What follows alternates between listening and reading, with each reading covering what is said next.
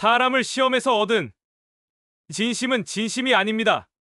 세상은 그렇게 단순하지 않다. 믿음은 늘 대가를 요구하지. 그래도 의심 속에 사는 것보다 다치더라도 믿는 편이 낫습니다. 그 말 한마디로 내가 감당할 수 있을 것 같나? 저는 감당하겠습니다. 그게 제 삶이니까요. 그래, 결국 너는 나와 다른 세상을 믿는구나. 달라도 괜찮아요. 하지만 이번엔 제가 옳다고 믿습니다. 이 대화, 여러분이라면 어떤 선택을 하시겠습니까? 사람을 믿을 것인가? 아니면 의심 속에서 안전하게 살아갈 것인가? 오늘 이야기는 평생을 의심 속에 살아온 한 남자가 진심을 통해 무너지고 다시 일어서는 이야기입니다. 끝까지 보면 여러분의 믿음이 조금 달라질지도 모릅니다. 영상을 보기 전에 구독, 좋아요, 알림 설정 잊지 마세요. 당신의 한 클릭이 다음 이야기를 만들어 갑니다. 그날 서울 마포구 한복판에서 모든 게 시작됐다. 서울 한복판, 사람들의 발걸음이 쉴 틈 없이 오가는 도심 속, 고층 빌딩의 유리창에 비친 노년의 얼굴 하나가 묵직하게 멈춰 있었다. 세월이 빚어낸 주름 사이로 수많은 기업 전쟁을 이겨낸 흔적이 새겨져 있었다. 이름은 박상우. 이른의 나이에 아직도 대기업 회장 자리에 앉아 있었다. 냉철한 판단과 철두철미한 성격으로 유명하지만 마음 한구석엔 언제나 가족이라는 단어가 무겁게 자리하고 있었다. 그날 서울 마포구 한복판에서 모든 게 시작됐다. 아들 현우가 결혼하겠다고 선언한 날이었다. 박상우의 손에 쥐어진 사진 속엔 은은한 미소를 띤 여성이 있었다. 은행원 소연 씨. 단정하고 조용한 인상. 그 안에서 어딘가 단단한 기운이 느껴졌다. 그러나 박상우의 눈빛은 쉽게 풀리지 않았다. 이 시대에 진심이 남아있을까? 회의실 창가에 서서 혼잣말을 흘리며 박상우는 스스로의 세계를 떠올렸다. 돈과 명예, 권력의 냄새로 가득한 공간. 그 속에서 살아남기 위해 얼마나 많은 진심이 부서졌던가. 그런 세상 속에서 과연 마음이 따뜻한 사람이 남아있을까 하는 의문이 자꾸 고개를 들었다. 그날 밤, 그는 결심했다. 누구에게도 말하지 않고 직접 확인하기로 했다.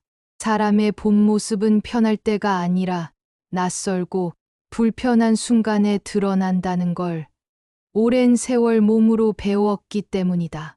거대한 집무실 안이 조용했다. 시계의 초침 소리만 또박또박 시간을 갈랐다. 박상우는 책상 위에 놓인 고급 시계를 천천히 벗었다. 손목에 희미하게 남은 자국이 눈에 들어왔다. 수십 년 동안 한 번도 빼지 않았던 시계였다. 좋아. 오늘은 이걸로 충분하지. 작게 중얼거리며 그는 낡은 외투를 집어들었다. 거울 속엔 더 이상 재벌 회장이 아닌 초라한 노인이 서 있었다. 먼지가 묻은 얼굴, 해진 신발, 그리고 굳이 꺼내 신은 오래된 모자. 그 모습에 자신도 모르게 미소를 지었다. 사람의 눈은 얼마나 정확할까? 그 여자는 과연 생각의 끝을 말하지 못한 채 문을 열고 나섰다. 바람은 차가웠다. 도심의 불빛은 번쩍였고 차량 경적이 어지럽게 울려 퍼졌다. 그러나 박상우의 발걸음은 묘하게 가벼웠다. 오랜만에 세상 속으로 걸어 들어가는 기분이었다. 대기업 회장으로서가 아니라 한 인간으로서 세상을 관찰할 수 있다는 자유로움이 새삼 낯설었다. 그 시각 소연 씨는 은행 창구에서 고객을 맞이하고 있었다. 점심시간이 끝난 오후 쏟아지는 민원과 복잡한 거래 속에서도 언제나처럼 정돈된 표정이었다. 깔끔하게 정리된 서류, 바르게 놓인 펜 하나까지도 그녀의 성실함을 증명하고 있었다. 그 순간 낡은 외투를 걸친 노인이 문을 열고 들어왔다. 은행 안의 공기가 미묘하게 흔들렸다. 직원 몇 명이 잠시 고개를 돌렸지만 곧 다시 일에 집중했다. 노인은 조심스레 창구 앞으로 다가왔다. 저기, 따뜻한 물 좀 얻을 수 있을까요? 낮고 떨리는 목소리가 울렸다. 소연 씨는 순간적으로 망설였다. 고객들이 있는 공간에서 이런 상황은 흔하지 않았다. 주변 시선이 쏠리기 시작했다. 업무 매뉴얼이 머릿속을 스쳤고 동시에 눈앞에 노인의 굶주린 눈빛이 마음을 흔들었다. 어떡하지 지금 여기서? 짧은 고민 끝에 그녀는 조용히 자리에서 일어났다. 잠시만요. 그리고는 경비를 불렀다. 주변 분위기가 다시 안정되자 소연 씨는 차분히 일을 이어갔다. 그러나 그날의 장면은 노인의 마음에 깊게 박혔다. 은행을 나서는 순간 박상우의 표정엔 묘한 미소가 번졌다. 그렇지. 세상은 그렇게 돌아가는 거지. 하지만 그 미소는 곧 사라졌다. 발밑의 그림자가 길게 늘어질수록 마음속 어딘가가 서늘했다. 정말로 그 여자가 그런 사람일까? 아니면 상황이 그녀를 그렇게 만든 걸까? 저녁이 되어 불빛이 하나둘 켜질 무렵 그는 여전히 그 은행 근처를 맴돌고 있었다. 차가운 바람이 코끝을 스쳤다. 집으로 돌아가면 편히 앉아 식사를 할 수 있었지만 발걸음이 쉽게 떨어지지 않았다. 어딘가 미련이 남았다. 편의점 앞, 도시락 코너 앞에서 누군가가 멈춰 섰다. 하얀 코트를 입은 소연 씨였다. 그녀는 조심스레 도시락 하나를 집어들었다. 그리고는 계산을 마치고 밖으로 나왔다. 그때 골목 구석에 앉아 있는 낡은 외투의 노인을 발견했다. 소연 씨는 잠시 주변을 살폈다. 사람들의 시선이 없자 조용히 봉투를 내밀었다. 이거 따뜻할 때 드세요. 오늘 죄송했습니다. 그 한마디에 박상우의 눈동자가 흔들렸다. 말없이 도시락을 건네받은 그는 한참 동안 아무 말도 하지 못했다. 손끝이 미세하게 떨렸다. 그 작은 행동 하나가 마음 깊은 곳에 무언가를 건드렸다. 이 사람, 이런 사람이었단 말인가? 그날 밤 집무실로 돌아온 박상우는 불을 켜지 않았다. 창밖의 야경만 바라보며 오래 앉아 있었다. 도심의 불빛이 천천히 흔들렸다. 그래, 아직 세상엔 따뜻한 사람이 남아 있었구나.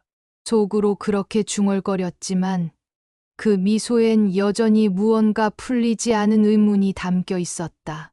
진심은 한 번으로 확인되지 않는다. 그래서 그는 또 다른 시험을 준비했다. 이번엔 조금 더 정면으로 그녀가 어떤 눈으로 세상을 바라보는지 확인하기로 했다. 그 순간 박상우의 눈빛이 다시 매서워졌다. 이제는 단순한 호기심이 아니라 진심을 검증하려는 의지가 자리하고 있었다. 그의 세계에서 신뢰란 확신을 의미했다. 그리고 그 확신은 늘 시험을 통해 얻어졌다. 한편 소연 씨는 그날 퇴근 후에도 마음이 편치 않았다. 하루 종일 고객 응대를 했지만 마음속엔 이상하게 한 장면이 계속 맴돌았다. 은행 문 앞에서 자신을 바라보던 초라한 노인의 눈빛. 그 눈빛에는 단순한 도움의 요청 이상 무언가 간절한 감정이 담겨 있었다. 그녀는 집에 도착하자마자 거울 앞에 섰다. 내가 너무 차가웠던 걸까? 짧은 한숨이 새어나왔다. 사람들에게 친절하려 노력하지만 제도와 규칙 사이에서 늘 망설이게 되는 자신이 답답했다. 그 노인분, 잘 드셨을까? 그날 밤, 그녀는 이상하게 잠을 이루지 못했다. 반면, 박상우는 이미 다음 단계를 계획하고 있었다. 이번엔 은행 고객으로 찾아가 투자 상담을 요청할 생각이었다. 정체를 숨기고 다시 그녀를 마주해야 했다. 이번엔 눈빛만 보지. 말보다 그게 더 정확하니까. 그의 입가에 서서히 미소가 번졌다. 하지만 그 미소엔 이전과 다른 온기가 깃들어 있었다. 누군가를 시험하려는 마음과 이미 믿기 시작한 마음이 묘하게 엉켜 있었다. 그날 이후 세 사람의 인생은 전혀 다른 방향으로 움직이기 시작했다. 누군가는 진심을 증명하려 했고, 누군가는 오해를 풀려 했으며, 누군가는 그 둘 사이에서 삶의 의미를 새롭게 배워가게 되었다. 그리고 이 모든 이야기는 단 한순간의 마주침에서 비롯되었다. 누구도 예상하지 못한 단 한 번의 시계의 자국이 그 모든 것을 바꿔놓을 운명의 단서가 될 줄은 아무도 몰랐다. 서울 강남구의 한 대기업 본사. 높고 웅장한 건물은 그 자체로 권위를 상징했다. 사람들은 출근길마다 그 건물을 올려다보며 저 안에서 일하면 인생이 바뀐다고 말했다. 그 건물의 꼭대기층에는 박상우의 집무실이 있었다. 넓은 창문으로 내려다 보이는 도시의 풍경은 마치 세상을 한눈에 담은 듯했다. 그러나 그 풍경 속에서도 그는 늘 외로웠다. 젊은 시절 박상우는 가난한 집안에서 태어났다. 공장 일을 하며 밤마다 장부를 붙잡고 회계 공부를 했다. 30이 되던 해 작은 사업을 시작했고 그 첫 계약이 인생을 뒤집었다. 하지만 성공의 그림자에는 늘 고독이 따랐다. 동료는 떠나고 친구는 적이 되었으며 가족과의 대화는 점점 줄어들었다. 그의 인생에서 유일하게 남은 것은 아들 현우 씨였다. 현우 씨는 어릴 때부터 다른 아이들과 달랐다. 욕심보다는 정의감이 강했고 경쟁보다는 공감을 중시했다. 아버지, 돈보다 사람이 먼저예요. 그 말이 박상우의 가슴을 찌를 때마다 그는 일부러 아무 대답도 하지 않았다. 하지만 속으로는 인정하고 있었다. 그래, 저 녀석이 나보다 나은 인간이지. 시간이 흘러 현우는 은행원이 되었고 사람들로부터 신뢰받는 청년으로 성장했다. 그곳에서 만난 사람이 바로 소연 씨였다. 그녀는 항상 정직했고 어떤 상황에서도 웃음을 잃지 않았다. 현우는 처음엔 그녀의 단단함에 끌렸고 점점 그 진심에 빠져들었다. 두 사람은 일터에서 자주 부딪히며 서로의 삶을 조금씩 알아갔다. 소연 씨의 삶은 단순하지 않았다. 어린 시절 부모를 일찍 여의고 할머니 손에서 자랐다. 형편은 어려웠지만 누구보다 열심히 공부했다. 그녀가 은행원이 된 것도 단지 직업을 갖기 위함이 아니라 돈을 다루는 일을 통해 삶의 무게를 배우고 싶어서였다. 돈은 결국 마음의 거울이야. 어떻게 쓰느냐에 따라 사람이 드러나지. 그 말을 늘 가슴에 새기며 하루하루를 살아왔다. 은행의 일상은 반복되고 지루했다. 하지만 소연 씨는 그 안에서 의미를 찾았다.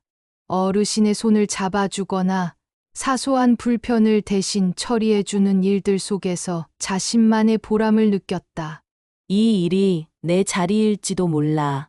그렇게 스스로를 다독이며 매일 아침을 맞았다. 반면 박상우의 삶은 정반대였다. 회의와 보고, 주식 시장의 움직임, 이익률의 등락이 하루를 결정했다. 사람보다 숫자에 집중했고, 관계보다 결과를 우선시했다. 그 속에서 얻은 부는 막대했지만 그의 마음 한쪽은 서서히 메말라갔다. 그러던 어느 날 현우가 집으로 찾아왔다. 아버지, 결혼하려고 합니다. 서류 가방을 내려놓은 그의 손끝이 살짝 떨리고 있었다. 그렇군. 누구냐? 은행에서 함께 일하는 사람입니다. 이름은 소연이라고 해요. 그때부터 박상우의 눈빛은 변했다. 아들의 인생이 걸린 문제였다. 한동안 그는 소연 씨를 몰래 조사했다. 학력, 가족관계, 직장 평판까지 전부 확인했다. 문제될 건 없었다. 오히려 칭찬이 많았다. 하지만 이상하게도 마음은 불안했다. 완벽한 사람일수록 그 안엔 뭔가 감춰져 있기 마련이지. 오랜 세월 기업 전쟁을 치르며 얻은 본능이었다. 결국 그는 직접 만나보기로 했다. 직접 눈으로 보고 말 한마디 없이 판단하겠다고 마음먹었다. 그 방식이 비정상임을 알면서도 그는 멈추지 않았다. 세상에 진심을 드러내는 사람은 거의 없다고 믿고 있었으니까. 그날 밤 집무실의 불빛은 꺼지지 않았다. 그는 서류 대신 낡은 외투를 꺼냈다. 손끝으로 외투의 거친 천을 만지며 과거를 떠올렸다. 가난했던 시절 누군가가 자신에게 따뜻한 국밥 한 그릇을 내밀던 기억. 그때 나도 그렇게 누군가에게 따뜻한 사람이 되고 싶었는데. 그 생각이 잠시 스쳤다. 하지만 이내 고개를 저었다. 아침이 밝자 그는 회장직이 아닌 한 노인으로서 거리에 섰다. 사람들의 시선이 무심하게 스쳐갔다. 누구도 그를 알아보지 못했다. 그 순간 묘한 자유가 느껴졌다. 그래, 이제 진짜 사람을 보자. 그 시각 소연 씨는 평소처럼 출근하고 있었다. 버스 안에서 가방을 꼭 쥐고 창밖을 바라봤다. 거리를 걸어가는 사람들, 지나치는 광고판, 그리고 그 속에서 떠오르는 생각 하나. 오늘도 무사히 하루를 보내자. 은행에 도착한 그녀는 일찍부터 자리를 정리했다. 책상 위에 이름표, 깔끔히 정돈된 서류철. 그런데 그날따라 마음 한쪽이 이상하게 불안했다. 무언가 일어날 것 같은 예감. 그 예감은 정확했다. 낡은 외투를 걸친 노인이 천천히 문을 열고 들어왔을 때 소연 씨는 그저 평범한 하루의 변수를 만난 줄로만 알았다. 하지만 그 만남이 인생의 흐름을 완전히 바꿔놓을 줄은 상상도 하지 못했다. 은행 안의 공기가 살짝 달라졌다. 동료 직원들은 고개를 들었다가 다시 모니터로 시선을 돌렸다. 노인은 조심스럽게 다가왔다. 저기, 따뜻한 물 좀 얻을 수 있을까요? 그 목소리는 낯설었지만 어딘가 간절했다. 소연 씨는 한순간 숨을 고르고 주변을 둘러봤다. 손님들의 시선이 자신에게 쏠렸다. 업무 매뉴얼이 머릿속을 스쳤다. 은행 내에서 비고객 응대 금지. 하지만 그 문구 뒤에 숨은 인간적인 고민을 외면하기 어려웠다. 그녀는 잠시 침묵했다가 결국 경비를 불렀다. 그리고는 가볍게 미안하다는 눈빛을 건넸다. 그 순간 박상우의 마음속 어딘가가 흔들렸다. 그 눈빛 단순한 거절은 아니었어. 하루가 지나고 그 장면이 계속 머릿속에 남았다. 박상우는 스스로를 설득하려 했지만 쉽지 않았다. 일이니까 어쩔 수 없었겠지. 하지만 그 말이 위안이 되지 않았다. 결국 그는 다시 나갔다. 퇴근 시간이 가까워올 무렵 은행 앞을 서성였다. 그리고 놀라운 장면을 목격했다.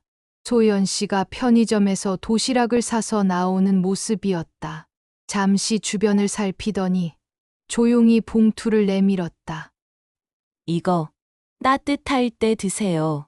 그 장면은 말보다 강렬했다.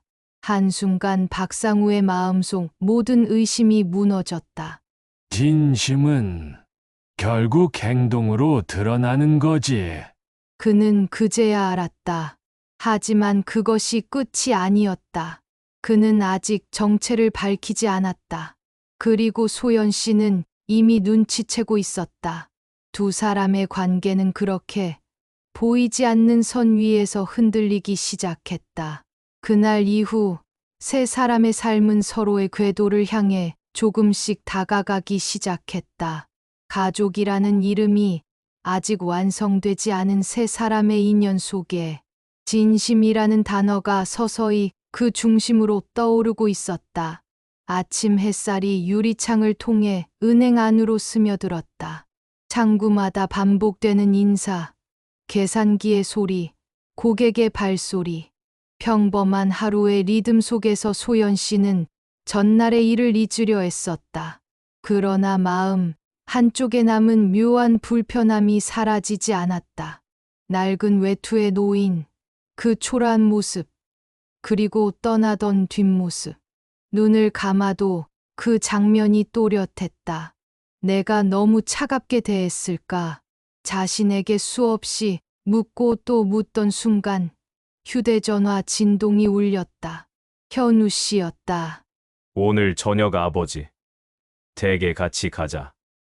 단순한 제안이었지만 그 말이 낯설게 느껴졌다. 박상우를 마주해야 한다는 생각에 묘한 긴장이 밀려왔다. 그녀는 웃으며 대답했지만 속으로는 알 수 없는 불안이 피어올랐다. 그 불안은 마치 어둠 속에서 천천히 자라나는 그림자처럼 자신을 감싸기 시작했다. 그 시각, 박상우는 또다시 집무실에 앉아 있었다. 손끝으로 시계 자국을 매만지며 지난날의 기억을 되짚었다. 진심은 말로 확인되지 않는다. 속으로 중얼거린 말이 공기 중에 흩어졌다. 그는 이미 결심해 있었다. 다시 그녀를 시험하기로. 이번엔 조금 더 직접적으로. 오전 10시, 검은색 차량이 조용히 은행 앞에 멈췄다. 운전기사가 문을 열자 박상우는 완벽한 양복 차림으로 내렸다. 어제의 노숙자 모습은 어디에도 없었다. 한 손에는 서류 가방, 다른 손에는 깔끔하게 달인 명함철.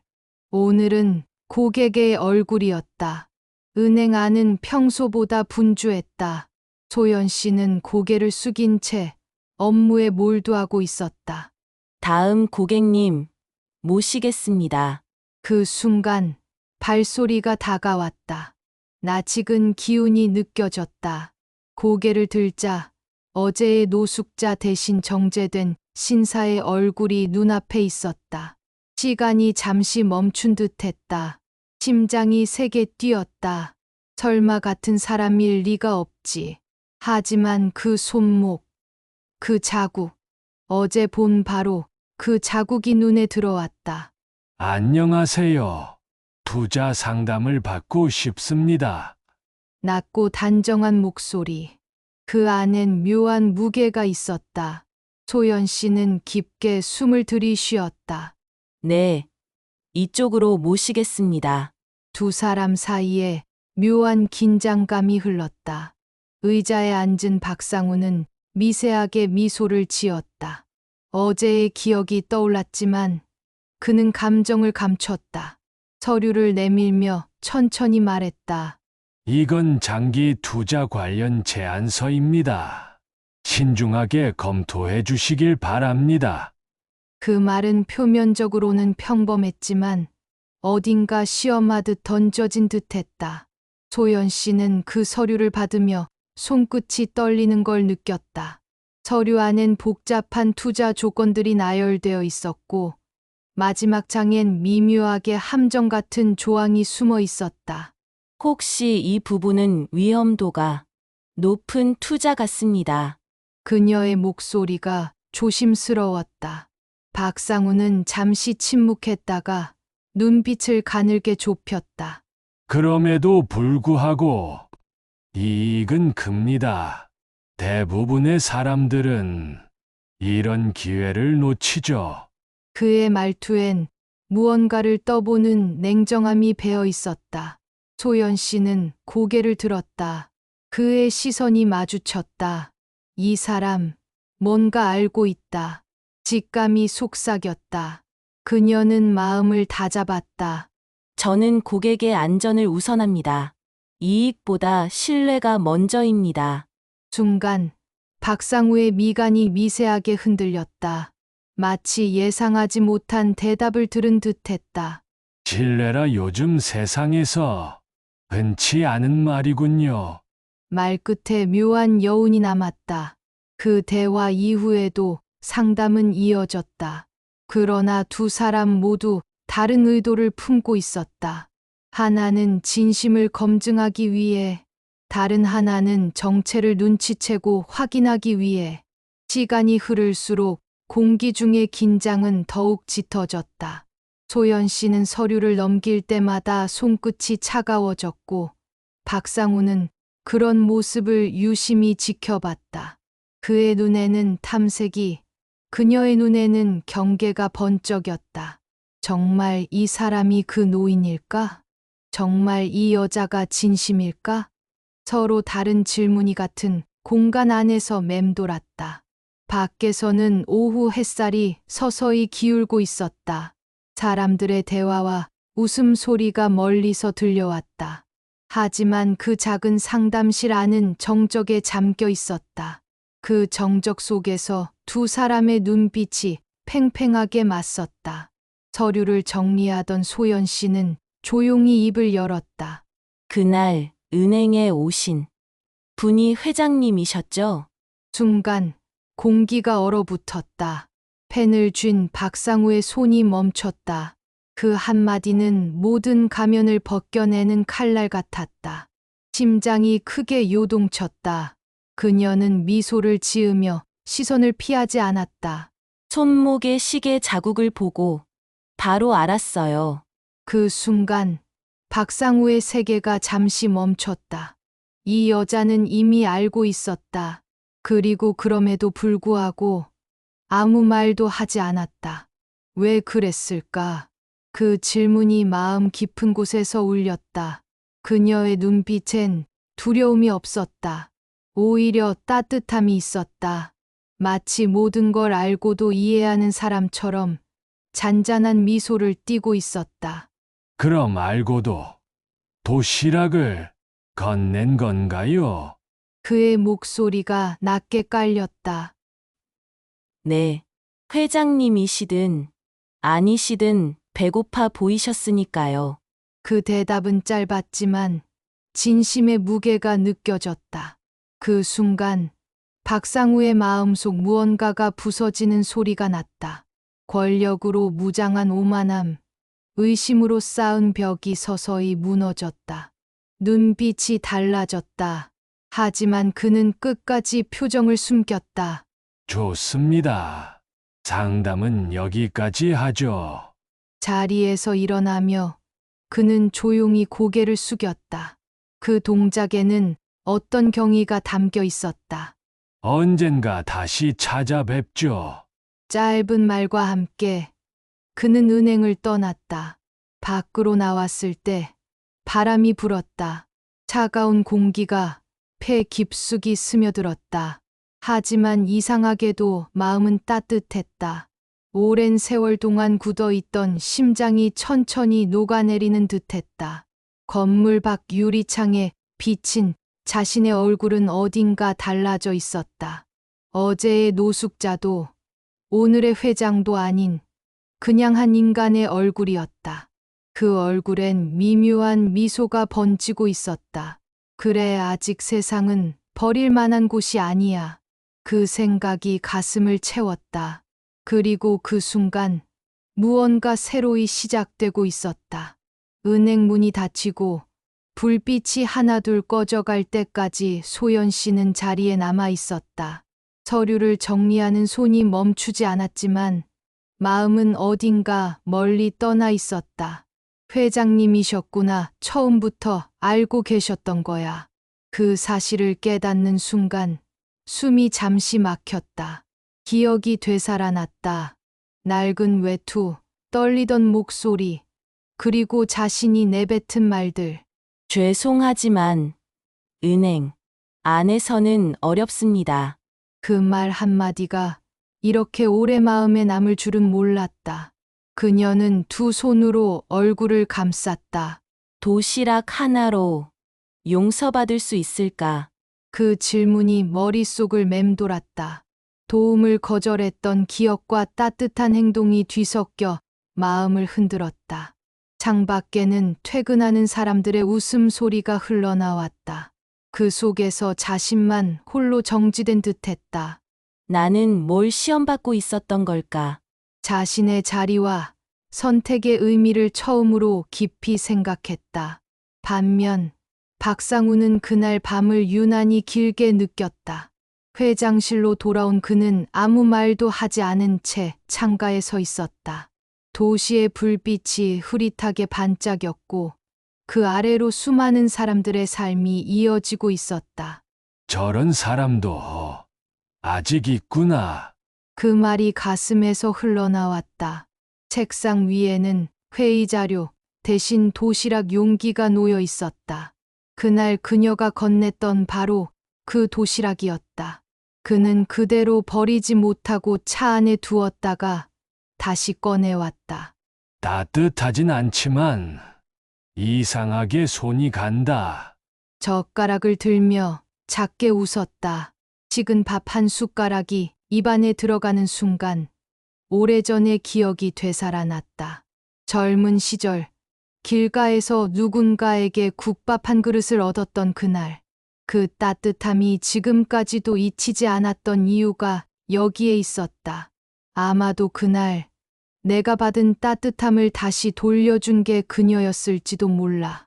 그 생각에 마음이 이상하게 따뜻해졌다. 하지만 동시에 한 가지 두려움이 스쳤다. 혹시 내가 괜한 시험을 한 건 아닐까?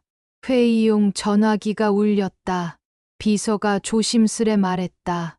회장님, 내일은 기자들과의 미팅 일정이 있습니다. 그는 잠시 침묵했다. 취소하게. 내일은 개인 일정이 있다. 수화기를 내려놓으며 그는 깊은 숨을 내쉬었다. 이제는 이를 내려놓을 때가 됐나? 그 생각이 머릿속을 스쳤다.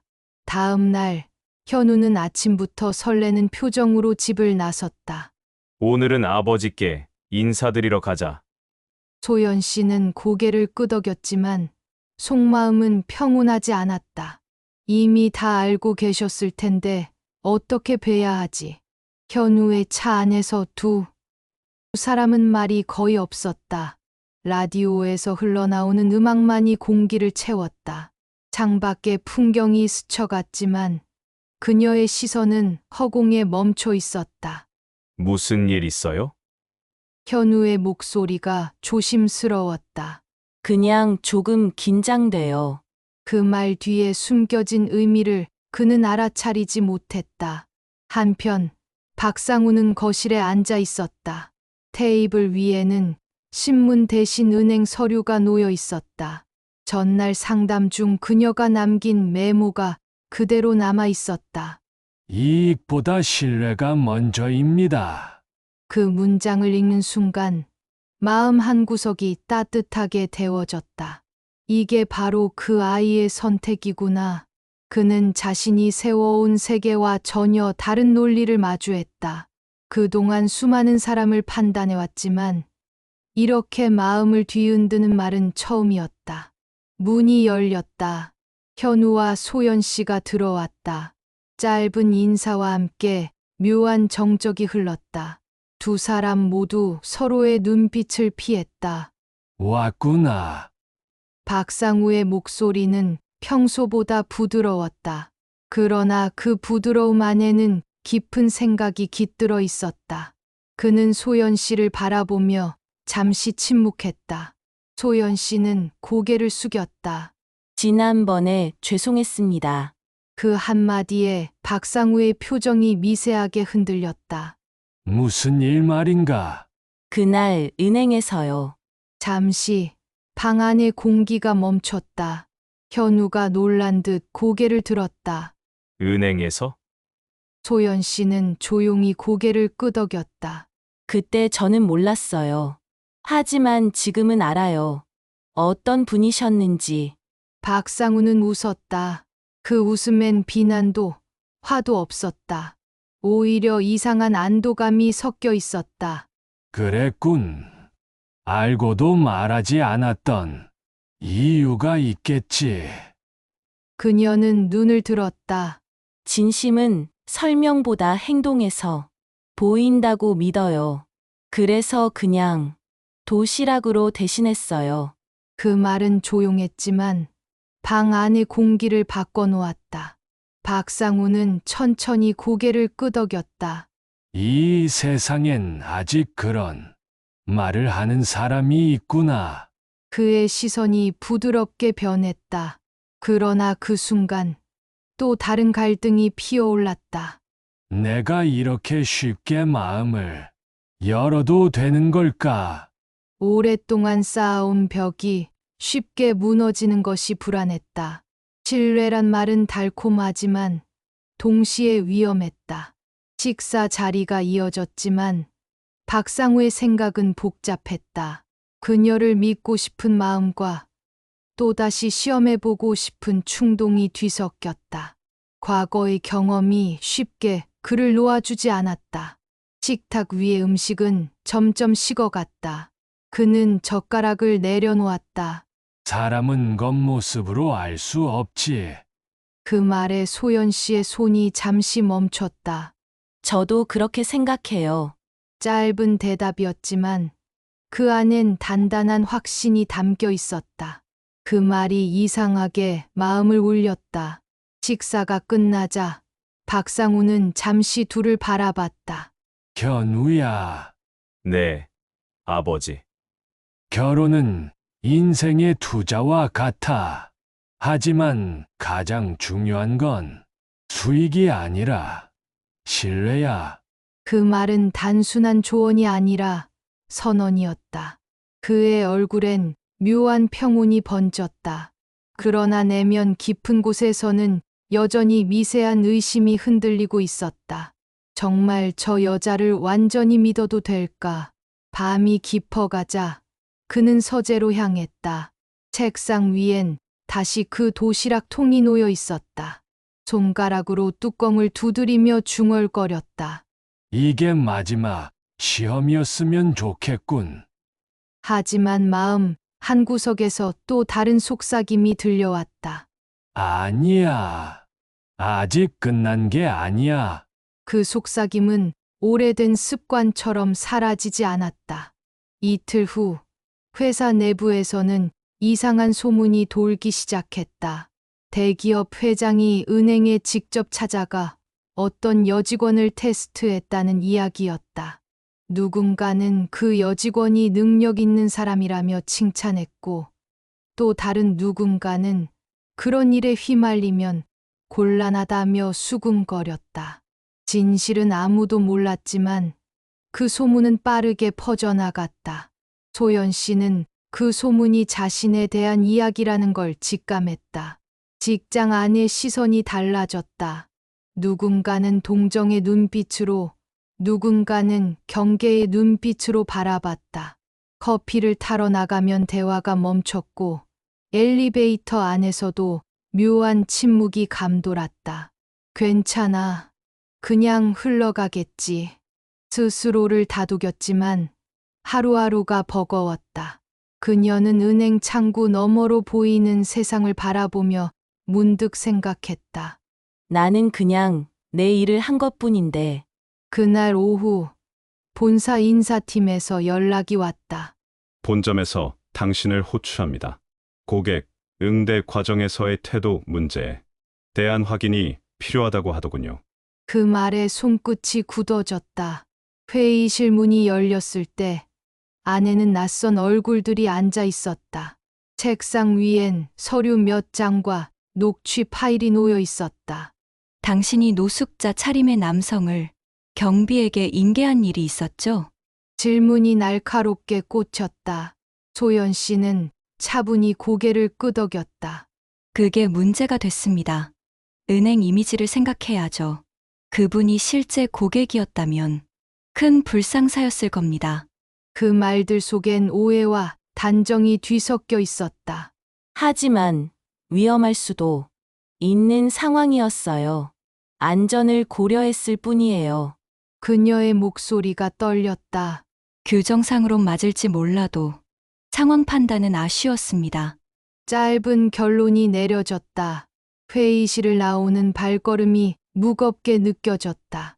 무언가가 잘못되어 가고 있었다. 시험은 끝난 줄 알았는데 아직도 계속되고 있구나. 그 시각, 박상우도 그 소식을 들었다. 비서가 조심스럽게 말했다. 회장님, 은행 쪽에서 담당 직원이 곤란한 상황에 놓였다고 합니다. 그는 그제야 상황의 심각성을 깨달았다. 누가 그런 결정을 내렸나? 목소리가 낮게 깔렸다. 비서는 대답하지 못했다. 박상우는 자리에서 일어나 외투를 걸쳤다. 오늘 일정 모두 취소하게. 그가 은행으로 향하는 동안 머릿속에서는 수많은 생각이 스쳐갔다. 내가 만든 시험이 결국 이렇게 번진 건가? 후회가 서서히 밀려왔다. 은행 안으로 들어서자 직원들이 일제히 긴장했다. 회장이 직접 나타난 것이다. 그는 말없이 창구 쪽으로 걸어갔다. 그곳에 앉아 있는 소연 씨의 얼굴이 보였다. 그녀는 놀라 고개를 들었다. 눈빛이 마주친 순간 묘한 정적이 흘렀다. 이건 또 다른 시험일까?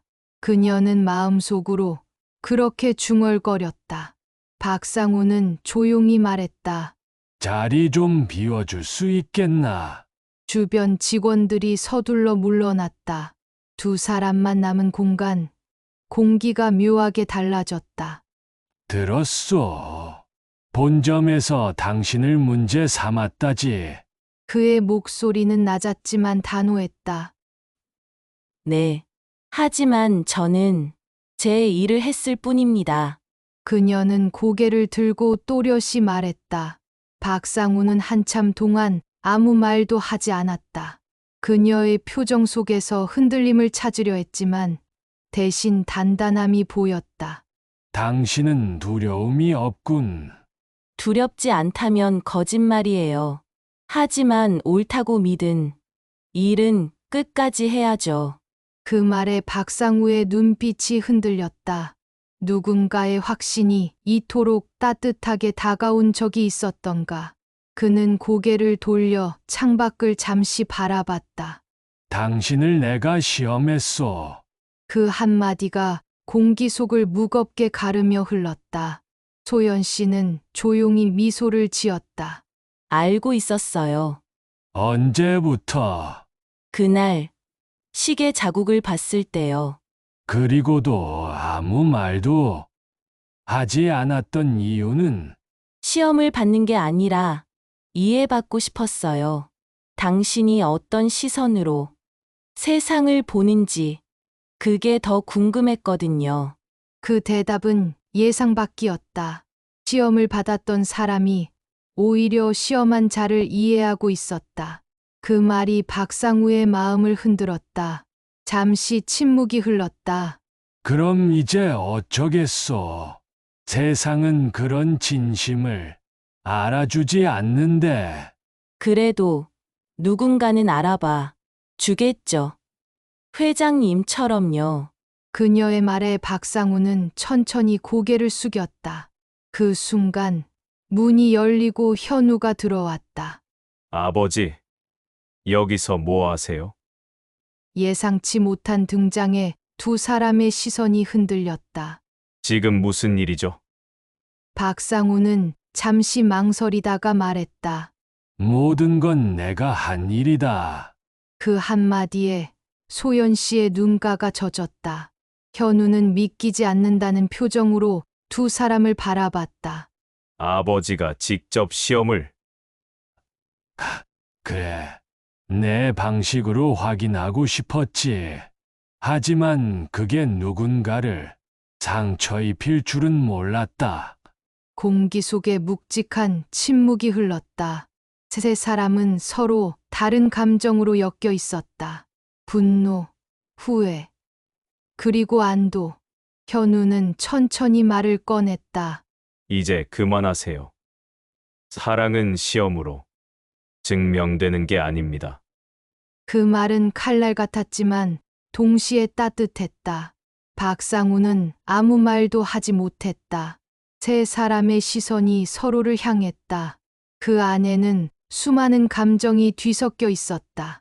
상처를 주고받았지만 그 속에서 조금씩 진심이 드러나기 시작했다. 밖으로 나오자 바람이 불었다. 차가웠지만 어딘가 맑았다. 그래, 변화란 이런 거겠지. 박상우는 조용히 중얼거렸다. 그날 밤 그는 집무실 불을 끄지 않았다. 책상 위엔 새로운 결심이 자리 잡았다. 이제는 숨지 말자. 진심을 드러낼 때다. 그 결심은 다음 날 세상을 뒤흔들게 될 결정으로 이어졌다. 아무도 예상하지 못한 반전이 서서히 다가오고 있었다. 그날 저녁 박상우의 집에는 깊은 정적이 흘렀다. 넓은 거실 한가운데 식탁이 놓여 있었고 세 사람은 아무 말 없이 마주 앉아 있었다.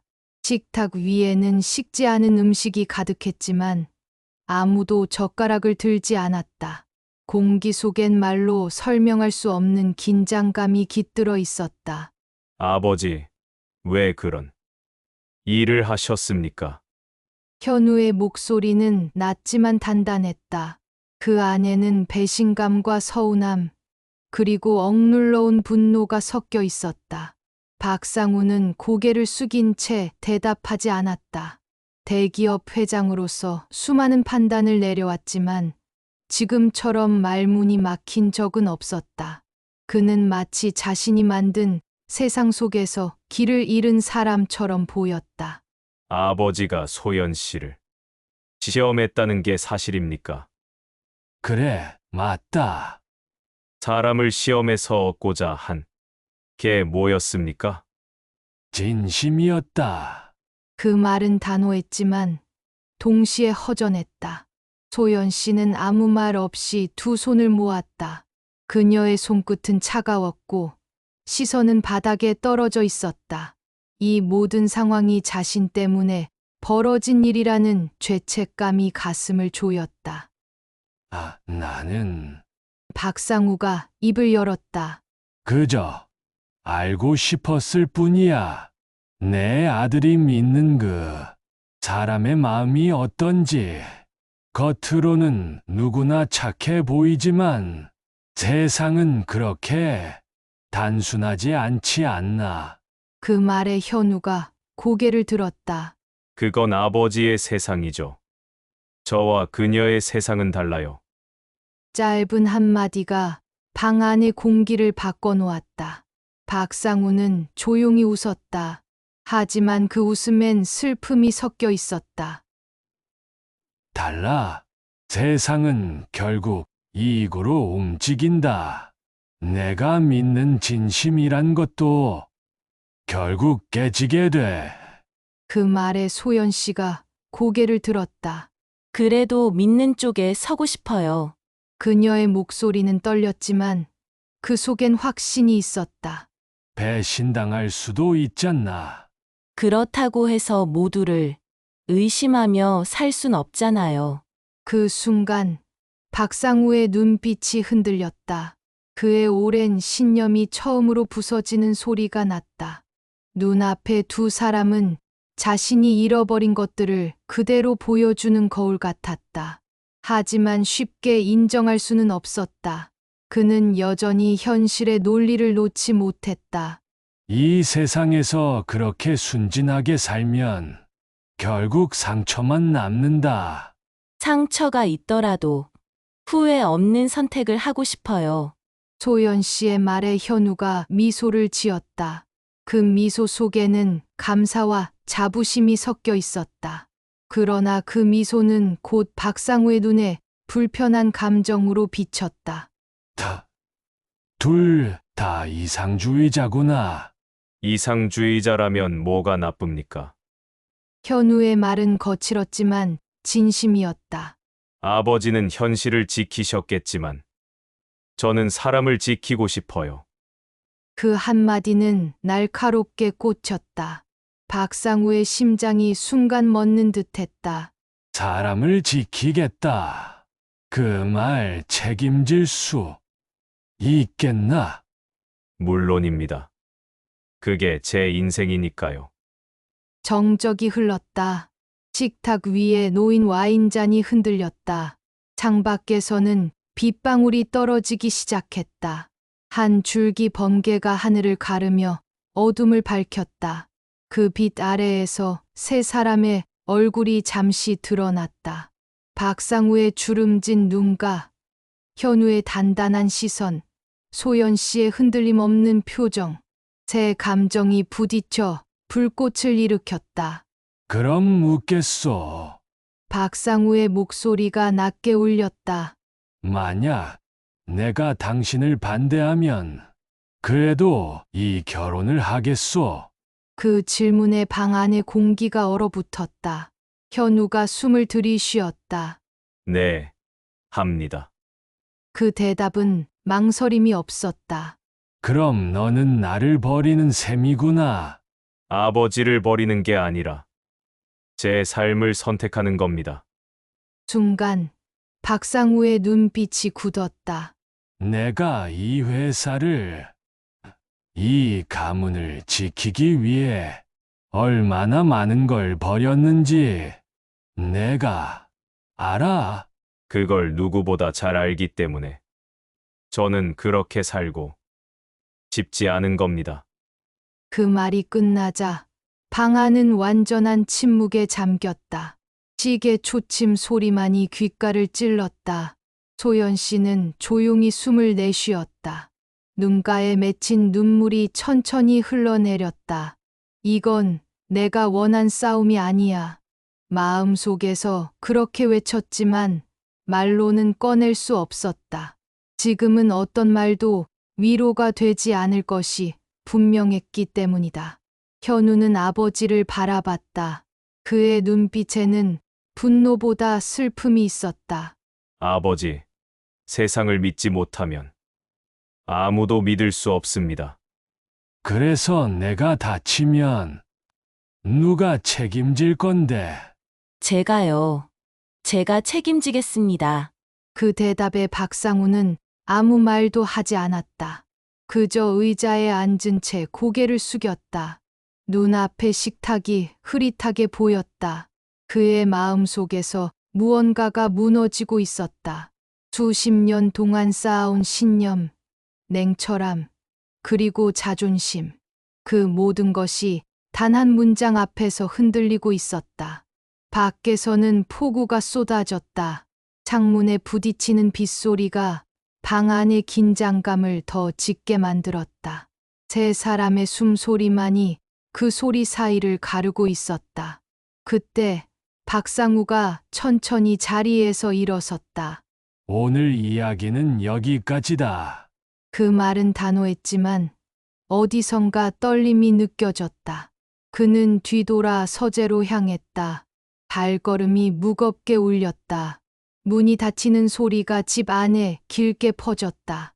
소연 씨는 고개를 숙인 채 아무 말도 하지 않았다. 현우는 그녀의 어깨에 손을 얹었다. 괜찮아요. 아버지 마음이 언젠가는 변하실 거예요. 하지만 그녀는 알았다. 그 변화는 쉽게 오지 않을 거라는 걸. 그날의 대화는 단순한 다툼이 아니라 세대와 믿음이 부딪힌 충돌이었다. 밤은 깊어가고 세 사람의 집은 긴 어둠 속에 잠겼다. 누구도 잠들지 못한 밤, 각자의 방 안에서 서로 다른 후회와 결심이 조용히 피어나고 있었다. 7단계 감정적 고조. 밤은 길고 무거웠다. 어둠이 집안을 가득 채우고 빗방울이 창문을 때리며 세상 모든 소리를 삼켰다. 박상우는 서재에서 불을 켜지 않은 채 앉아 있었다. 책상 위엔 손목 시계가 놓여 있었다. 그 시계는 이제껏 한순간도 손에서 놓지 않았던 성공의 상징이었다. 그러나 오늘은 그 시계가 마치 족쇄처럼 느껴졌다. 눈앞에서 현우의 말이 계속 맴돌았다. 세상을 믿지 못하면 아무도 믿을 수 없습니다. 그 문장이 자꾸 가슴을 찔렀다. 아버지로서, 회장으로서 그는 늘 믿음 대신 통제와 판단으로 살아왔다. 그게 살아남는 길이라고 믿었지만 지금은 모든 것이 무너진 듯했다. 책상 위에 서류 더미를 밀쳐버렸다. 종이들이 흩날리며 바닥에 떨어졌다. 그 소리에 놀란 가정부가 문 앞에 섰지만 그는 아무 말도 하지 않았다. 괜찮으니 아무도 들어오지 마. 목소리는 낮고 거칠었다. 창밖에 번개가 하늘을 찢으며 불을 밝히는 순간 박상우는 손으로 얼굴을 감쌌다. 내가 뭘 지켜온 거지? 그 속삭임은 허공 속에서 흩어졌다. 그는 돈과 명예, 권력으로 세상을 지배했지만 정작 사랑하는 사람의 믿음을 잃고 있었다. 거실에서는 다른 공기가 흐르고 있었다. 소연 씨는 창가에 서서 비를 바라봤다. 그 눈빛엔 죄책감과 슬픔이 뒤섞여 있었다. 내가 아니었다면 저 두 사람은 싸우지 않았을 텐데. 속으로 그렇게 중얼거렸다. 현우는 그런 그녀를 바라보았다. 당신 잘못이 아니에요. 그 말은 위로였지만 그녀의 마음엔 닿지 않았다. 그래도 모든 게 내 탓 같아요. 그게 아니라 아버지가 당신을 너무 알고 싶었던 거예요. 소연 씨는 고개를 저었다. 사람을 시험하면서 알 수 있는 건 아무것도 없어요. 그건 진심이 아니라 두려움이에요. 그 말은 자신에게 하는 말 같기도 했다. 그때 서재 문이 열렸다. 박상우가 천천히 걸어 나왔다. 얼굴은 창백했고 눈빛은 깊게 가라앉아 있었다. 거실의 불빛 아래에 섰을 때 그의 그림자가 길게 늘어졌다. 현우야, 짧은 부름이었지만 공기가 달라졌다. 현우가 자리에서 일어났다. 아버지, 나는 내가 그렇게까지 단단한 줄 몰랐다. 목소리는 낮았지만 떨리고 있었다. 그동안 너를 가르친다고 생각했지만 정작 배운 건 나였나 보다. 그 말이 끝나자 현우의 눈이 젖었다. 아버지, 하지만 아직은 다 받아들일 수가 없다. 내가 지켜온 세상이 이렇게 허무하게 무너지는 게 두렵다. 소연 씨가 조용히 걸음을 내디뎠다. 세상이 무너지는 게 아니라 새로 시작되는 걸지도 몰라요. 그녀의 목소리는 부드러웠지만 단단했다. 박상우는 그녀를 바라봤다. 그 눈빛에는 복잡한 감정이 뒤섞여 있었다. 그대는 왜 그토록 담담하지? 저는 아버님을 원망하지 않아요. 다만 이해받고 싶을 뿐이에요. 그 말에 박상우의 입술이 떨렸다. 이해라. 내가 평생 쫓아다녔던 단어였지. 그는 손으로 시계를 집어들었다. 그리고 잠시 바라보다가 그것을 천천히 벗어 손에 쥐었다. 이 시계를 찬 지 40년이 넘었다. 성공의 상징이자 책임의 무게였지. 하지만 오늘은 그저 내 오만의 증거로밖에 안 보인다.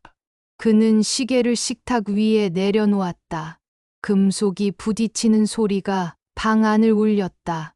이제 이걸 내려놓을 때가 된 것 같구나. 그 순간 모든 게 멈춘 듯 했다. 소연 씨의 눈에서 눈물이 흘렀다. 현우는 입술을 꼭 깨물었다. 아버지, 나는 사람보다 회사를, 가족보다 책임을 먼저 생각했다. 그게 옳은 줄 알았다. 하지만 그게 옳았는지 지금은 모르겠다. 그의 목소리가 흔들렸다. 내가 나를 원망해도 좋다. 하지만 그녀만큼은 지켜라. 그 아이는 진심을 아는 사람이다. 소연 씨는 눈을 감았다. 그 말이 가슴을 깊게 울렸다. 회장님, 아니, 아버님이라고 불러도 될까요? 그 한마디에 박상우의 눈빛이 부드럽게 무너졌다. 그렇게 불러줄 줄은 몰랐구나. 그의 입가에 미소가 번졌다. 하지만 눈가에는 눈물이 고였다. 이제야 알겠구나. 진심은 확인하는 게 아니라 느끼는 거였다는 걸. 그 말이 입에서 흘러나오자 모든 긴장이 서서히 녹아내렸다. 밖에서는 여전히 비가 내리고 있었다. 하지만 그 빗소리가 더 이상 차갑게 들리지 않았다. 세 사람은 서로를 바라보며 조용히 웃었다. 비는 점점 잦아들었고 하늘엔 희미한 빛이 번졌다. 그 빛 아래에서 박상우는 천천히 눈을 감았다. 그래, 이게 아마 내 인생의 가장 값진 투자였겠지. 그 말과 함께 오랜 시간 얼어붙어 있던 그의 마음이 풀어졌다. 이제 세상은 더 이상 냉정한 전쟁터가 아니라 따뜻한 인간의 터전으로 보였다. 그 밤, 세 사람은 말없이 함께 앉아 있었다. 아무 말도 필요하지 않았다. 서로의 눈빛 속에 이미 모든 대답이 있었기 때문이다. 새벽 공기가 유난히 차가웠다.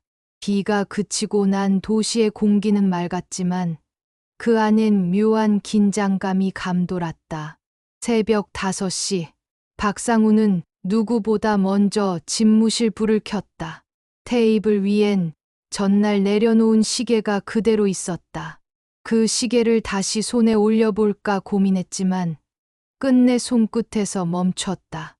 이제는 이 시계가 아니라 마음으로 시간을 봐야겠군. 작은 목소리가 어둠 속을 스쳤다. 그의 얼굴엔 오랜 세월의 단단함 대신 새로운 각오가 깃들어 있었다. 그는 서류를 정리하고 직접 작성한 문서를 들었다. 표지엔 굵은 글씨로 이렇게 적혀 있었다. 특별 기자회견 발표문, 진심이 가장 큰 자산이다.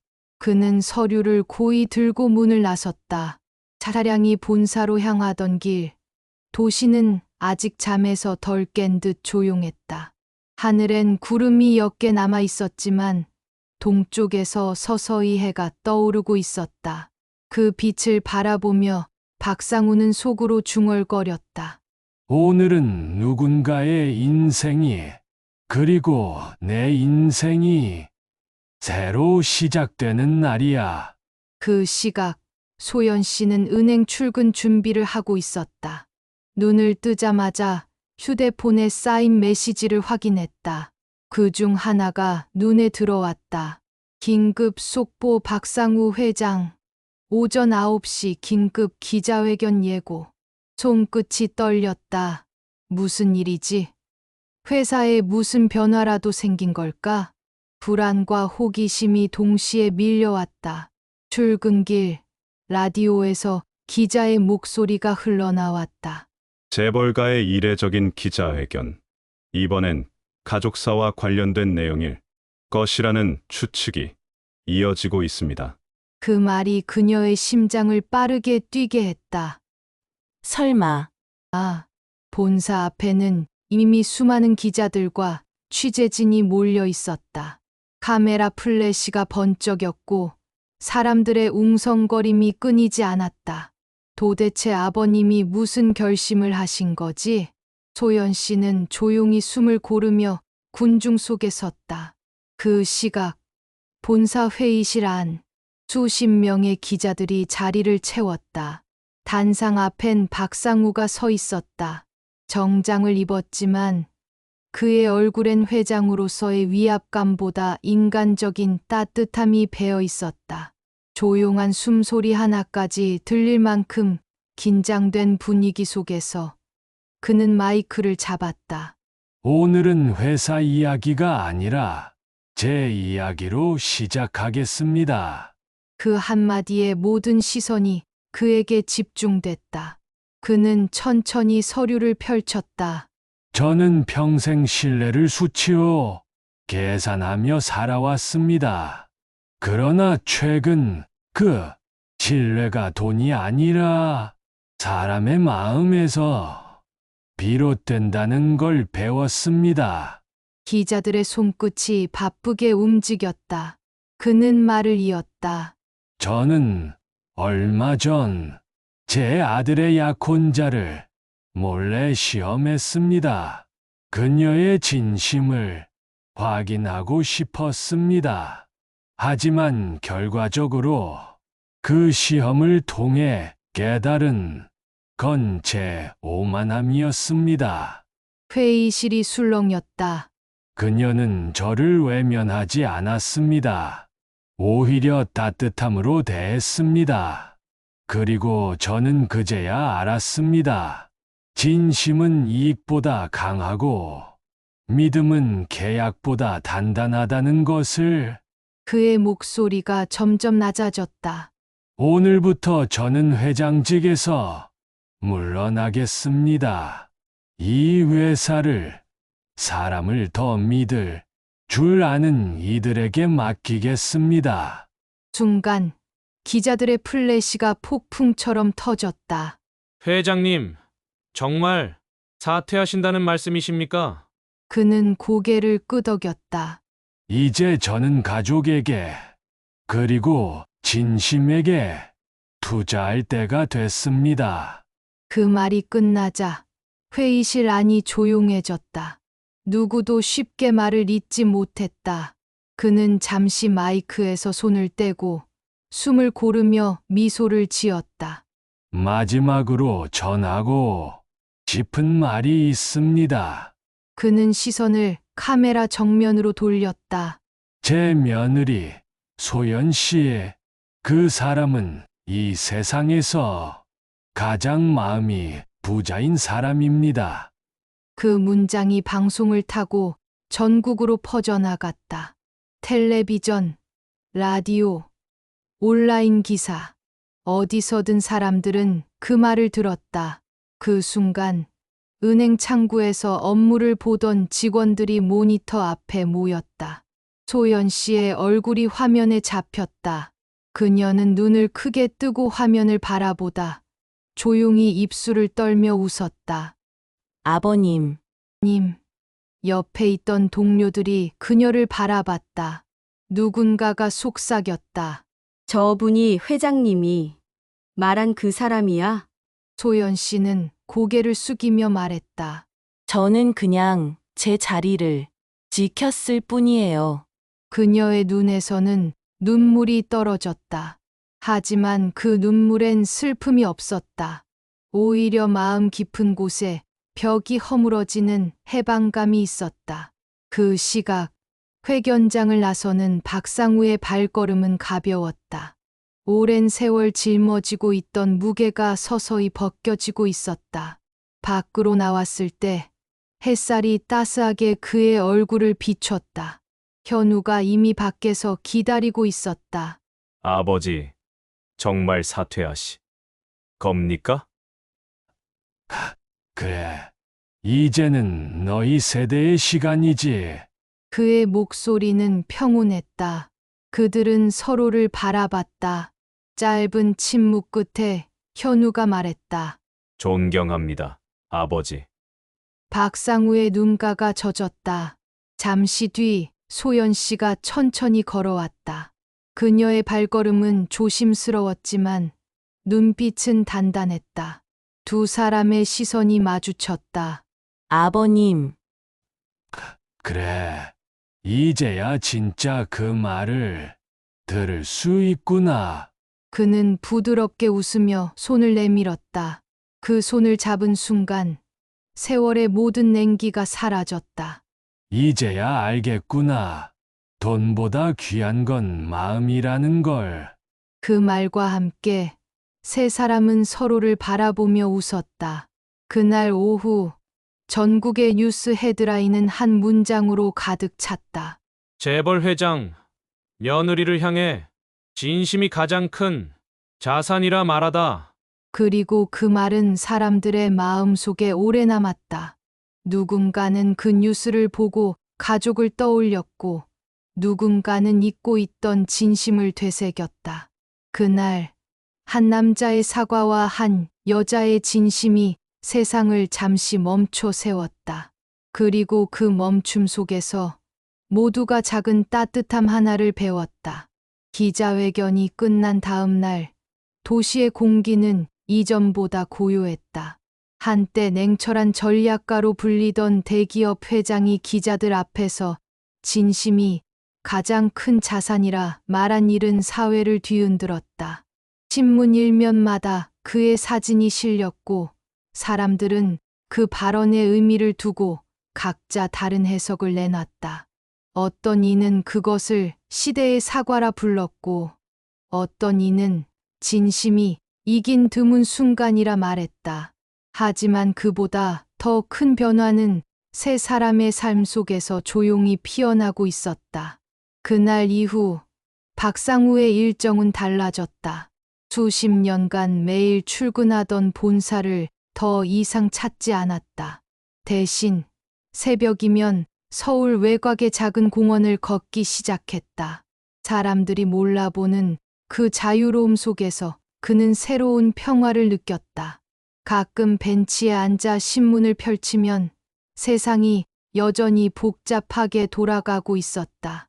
하지만 그 복잡함 속에서 자신이 이제 아무것도 쫓지 않아도 된다는 사실이 이상하게 마음을 편하게 했다. 나는 이제야 인간으로 돌아왔구나. 그는 스스로에게 그렇게 속삭였다. 현우는 아버지의 사퇴 소식이 세상에 알려진 날 이후 직장 동료들에게 수많은 메시지를 받았다. 내 아버지 정말 멋있더라. 그런 결단 아무나 못 내려. 그 말들이 자랑스럽기도 했지만 마음 한구석은 여전히 무거웠다. 그 결정 뒤에 얼마나 많은 두려움이 있었을까. 그는 그걸 누구보다 잘 알고 있었다. 겉으로는 위풍당당했지만 그 결정은 아버지에게서 세상의 중심을 내려놓게 한 일이었다. 그 무게를 짐작할 수 있기에 쉽게 기뻐할 수도 없었다.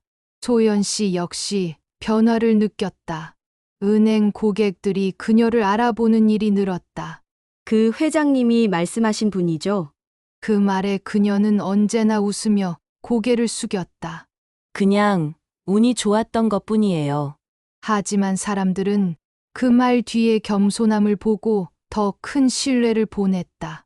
어느새 고객들 사이에선 소연 씨에게 상담받으면 안심된다는 말이 돌았다.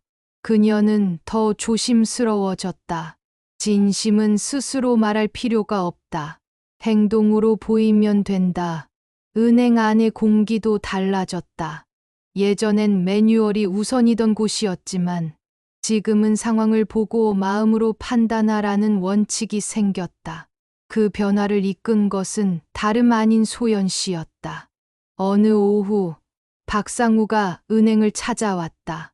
예전과 달리 이번엔 노숙자 차림도 회장님 표정도 아니었다. 그저 평범한 노년의 남자, 편안한 얼굴로 문을 열고 들어섰다. 어서 오세요. 소연 씨가 미소를 지었다. 이제는 아무 변장도 안 하시네요. 그 말에 박상우가 웃었다. 이제는 나 자신을 숨길 이유가 없지. 그들은 따뜻한 차 한 잔을 사이에 두고 마주 앉았다. 대화는 길지 않았지만 공기 속엔 묘한 평온이 흐르고 있었다. 말 한마디보다 서로의 눈빛이 모든 것을 말해줬다. 그날 당신이 건넸던 도시락을 아직도 기억해. 박상우의 말에 소연 씨가 조용히 미소 지었다. 그때는 그냥 배고파 보이셔서요. 이제 와서 생각하니 그 한 끼가 내 인생을 바꿨구나. 잠시 침묵이 흘렀다. 창밖에서는 봄 햇살이 부드럽게 내리쬐고 있었다. 사람들이 분주히 오가는 거리 속에서 두 사람은 고요했다. 그 고요함이 오래 이어지길 바랐다. 며칠 후 현우와 소연 씨는 결혼식을 올렸다. 언론의 관심이 집중됐지만 두 사람은 소박한 결혼을 택했다. 하얀 예식장이 아닌 따뜻한 햇살이 내리쬐는 야외 정원. 가까운 가족들과 몇몇 직원만 초대했다. 결혼식장 한켠 박상우가 조용히 앉아 있었다. 과거의 회장으로서가 아니라 한 명의 아버지로서 눈앞에서 서약하는 두 사람의 모습에 미소가 번졌다. 그래. 이제야 내 아들이 진짜 행복하구나. 식이 끝나자 그는 자리에서 일어나 천천히 걸어 나왔다. 바람이 부드럽게 불었고 나무잎이 햇빛을 반사하며 흔들렸다. 그는 하늘을 올려다보며 중얼거렸다. 그래. 이제야 후회 없는 선택을 한 것 같구나. 그날 이후 그의 일상은 더 단순해졌다. 신문 대신 손자에게 동화를 읽어주고 회의 대신 가족들과 식탁에 앉아 따뜻한 밥을 나눴다. 시간이 천천히 흘러가는 게 더 이상 불안하지 않았다. 어느 날 현우가 물었다. 아버지, 회사가 그립지 않으세요? 전혀. 이젠 그보다 더 중요한 회사가 생겼거든. 어떤 회사요? 가족 주식회사지. 그 대답에 세 사람은 웃음을 터뜨렸다. 그 웃음 속엔 지난 날의 눈물과 상처가 모두 녹아 있었다. 더 이상 시험도 의심도 없었다. 이제 그들 사이에는 믿음만이 남아 있었다. 세월이 조금 더 흐르고 사람들은 그날의 기자회견을 여전히 기억했다. 누군가는 그 이야기를 강연에서 인용했고 누군가는 교과서에 윤리적 기업 사례로 언급했다. 그러나 그 이야기의 본질은 언제나 단순했다. 진심은 결국 통한다. 그 말 한마디가 세 사람의 삶을 바꿨고 그들의 삶은 또 누군가의 마음을 바꿨다. 이제 박상우는 매주 손편지를 쓴다. 받는 사람은 항상 같다. 사랑하는 소연 씨에게 그날의 도시락 덕분에 오늘의 내가 있습니다. 그 편지는 언제나 마지막에 같은 문장으로 끝난다. 돈은 잃어도 마음을 잃지 마라. 그게 가장 큰 자산이다. 서울의 봄은 유난히 따뜻했다. 거리의 벚꽃이 바람에 흩날리고 사람들의 얼굴에는 평화로운 미소가 번졌다. 그 속에서 세 사람의 삶은 어느새 고요하고 단단한 일상으로 자리를 잡고 있었다. 박상우는 매일 아침 정원으로 나가 햇살을 맞았다. 흙내음이 묻은 손으로 차를 따르고 천천히 마시는 그 시간은 이제 하루 중 가장 소중한 순간이었다. 이제는 서류 대신 흙을 만지고 시세 대신 바람을 본다니. 그 말에 스스로 웃음이 나왔다. 한때 세상을 쥐고 흔들던 회장이었지만 지금은 이웃들과 텃밭 이야기를 나누는 노인에 불과했다. 그러나 그 눈빛엔 더 이상 권력의 그림자가 없었다. 대신 사람 냄새와 여유가 깃들어 있었다. 가끔은 신문을 읽다. 그날의 기자회견 기사를 다시 찾아보곤 했다. 진심이 가장 큰 자산이다. 그 제목 아래 자신의 사진이 실려 있었다. 이제 그 문장은 하나의 좌우명이 아니라 인생 전체의 정답처럼 느껴졌다. 현우는 여전히 은행에서 근무하고 있었다. 그의 책상 위에는 결혼 사진이 놓여 있었다. 그 사진 속엔 환하게 웃는 소연 씨의 얼굴과 자부심 가득한 박상우의 모습이 있었다. 가족이란 결국 믿음의 다른 이름이야.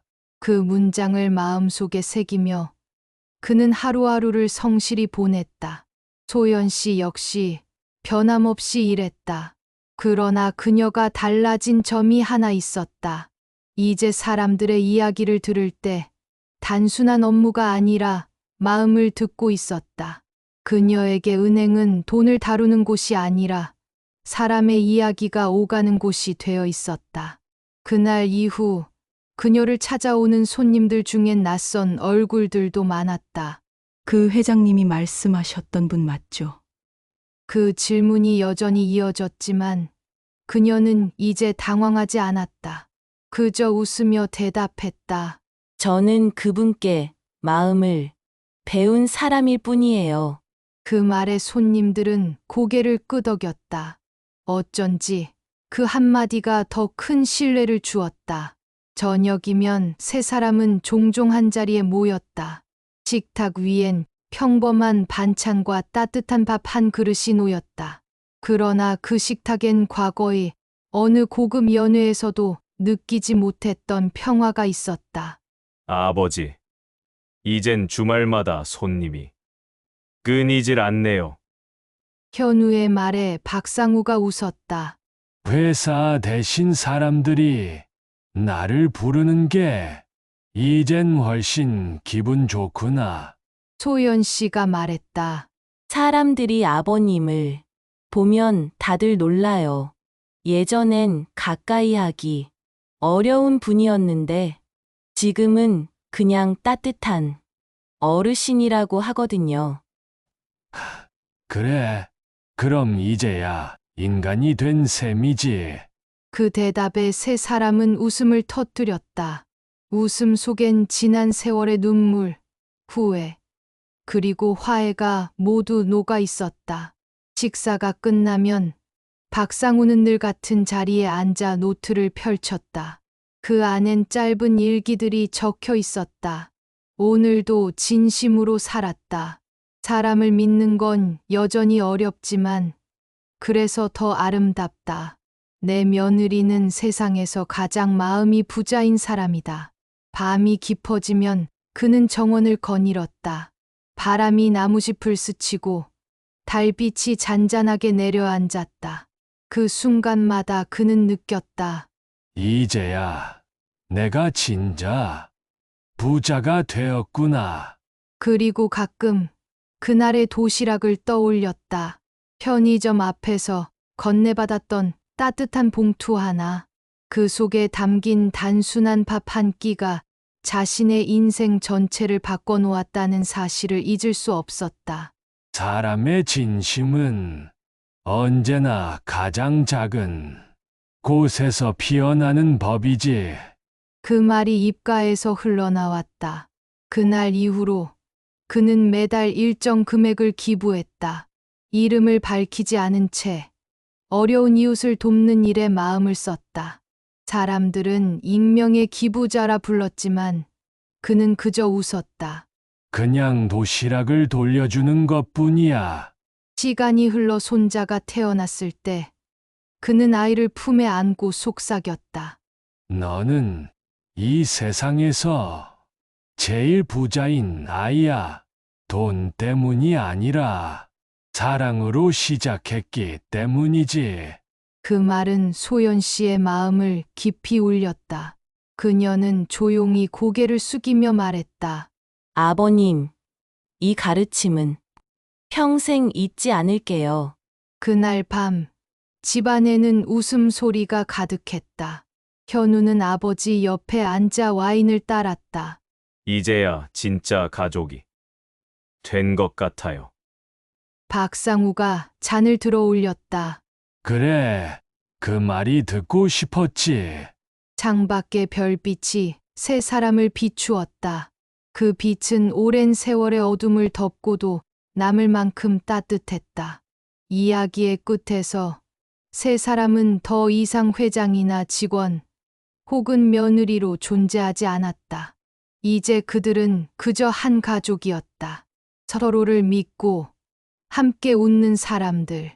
그리고 그들의 삶이 전하는 한 문장.